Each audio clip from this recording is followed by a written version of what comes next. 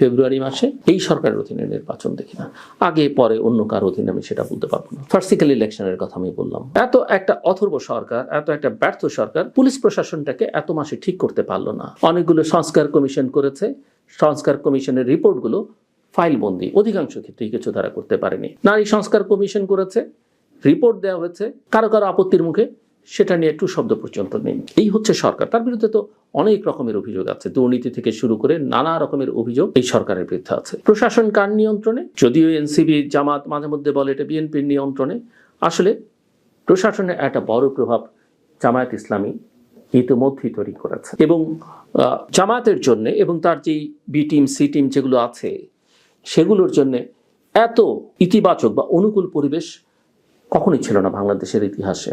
So আমি তাদের নিরপেক্ষ মনে করি না, আমি মনে করি না যে তারা একটা ভালো নির্বাচন করবার ন্যূনতম সক্ষমতা তাদের আছে।